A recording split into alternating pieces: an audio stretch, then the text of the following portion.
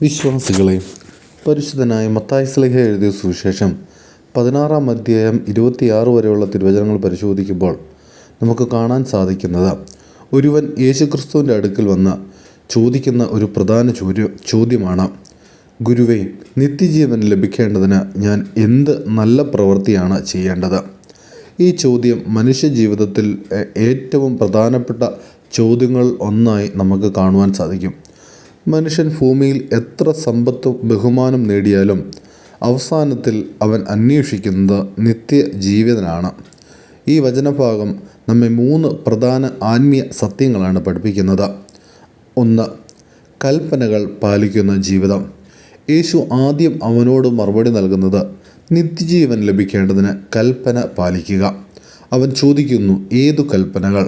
അപ്പോൾ യേശു മറുപടി നൽകുന്നുണ്ട്: കൊല ചെയ്യരുത്, വ്യഭിചാരം ചെയ്യരുത്, മോഷണം ചെയ്യരുത്, കള്ളസാക്ഷ്യം പറയരുത്, അപ്പനെയും അമ്മയെയും ബഹുമാനിക്കണം, അയൽക്കാരനെ സ്വയം സ്നേഹിക്കുന്നത് പോലെ സ്നേഹിക്കണം.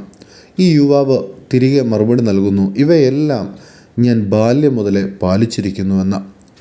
പരിശുദ്ധനായ സെൻറ്റ് ജോൺ ദ ക്രിസോസ്റ്റം ഇങ്ങനെ പറയുന്നുണ്ട്: കൽപ്പനകൾ പാലിക്കുന്നത് ആത്മീയ ജീവിതത്തിൻ്റെ അടിസ്ഥാനമാണ്. പക്ഷേ അത് മാത്രം മതിയല്ല, ഹൃദയം മുഴുവനും ദൈവത്തിന് സമർപ്പിക്കണം. ആയതിനാൽ ക്രിസ്തീയ ജീവിതം വെറും നിയമങ്ങൾ പാലിക്കുന്നതല്ല, അത് ദൈവസ്നേഹത്തോടെ ജീവിക്കുന്ന ജീവിതമാണ്. 2-ാമത്തെ ചിന്ത എന്നുള്ളത് സമ്പത്തിൻ്റെ പരീക്ഷണം. പിന്നീട് യേശു അവനോട് പറയുന്നു, നിനക്ക് പൂർണ്ണത വേണമെങ്കിൽ നിൻ്റെ സ്വത്തുക്കൾ വിറ്റ് ദരിദ്രർക്ക് കൊടുക്കുക, പിന്നെ വന്ന് എന്നെ അനുഗമിക്കുക. ഇത് കേട്ടപ്പോൾ ആ യുവാവ് ദുഃഖത്തോടെ പോയി. കാരണം അവൻ വളരെ സമ്പന്നനായിരുന്നു. ഇത് സമ്പത്ത് പാപമാണ് എന്നല്ല പറയുന്നത്, പക്ഷേ സമ്പത്ത് നമ്മുടെ ഹൃദയത്തെ പിടിച്ചടക്കുമ്പോൾ അത് ദൈവത്തിലേക്കുള്ള വഴിയെ തടയുമെന്ന് നമുക്ക് കാണാൻ സാധിക്കും. സഭാ പിതാവായ വലിയ മാർ ബസേലിയോസ് പറയുന്നുണ്ട്, നമ്മൾ കൈവശം വെച്ചിരിക്കുന്ന അധിക സമ്പത്ത് ദരിദ്രരുടെ അവകാശമാണ് എന്ന്. അതായത് സമ്പത്ത് ദൈവത്തിൻ്റെ അനുഗ്രഹമാണ് എങ്കിലും അത് പങ്കിടാനുള്ള ഉത്തരവാദിത്വവും നമുക്കുണ്ട്.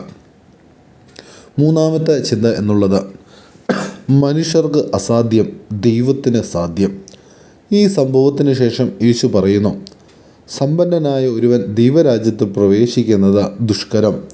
പിന്നീട് അവൻ കൂട്ടിച്ചേർക്കുന്നുണ്ട്, ഒട്ടകം സൂചി കണ്ണിലൂടെ കടക്കുന്നത് എളുപ്പമെന്ന്.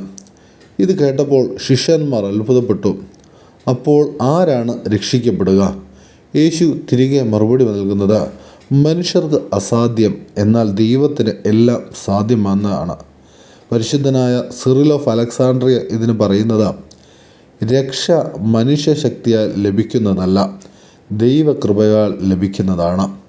പ്രിയമുള്ളവരെ, 3 ആത്മീയ ചിന്തകൾ നിങ്ങളുമായിട്ട് പങ്കുവയ്ക്കാൻ ആഗ്രഹിക്കുകയാണ്. 1. ദൈവത്തിൻ്റെ കൽപ്പനകൾ പാലിക്കണം. 2. സമ്പത്ത് നമ്മുടെ ഹൃദയത്തെ നിയന്ത്രിക്കരുത്.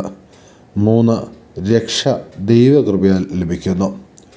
കേൾക്കുന്ന പ്രിയ വിശ്വാസികളുടെ സമൂഹമേ, സമ്പത്തും സ്ഥാനവും ബഹുമാനവും എല്ലാം താൽക്കാലികമാണ്. എന്നാൽ നിത്യജീവൻ ദൈവത്തോടൊപ്പമുള്ള ജീവിതമാണ്.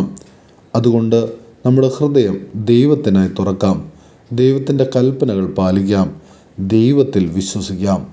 അപ്പോൾ ദൈവരാജ്യത്തിൻ്റെ വാതിൽ നമുക്കുടെ മുമ്പിൽ എന്നുമെന്നുമേ തുറക്കപ്പെടും. ആമേൻ.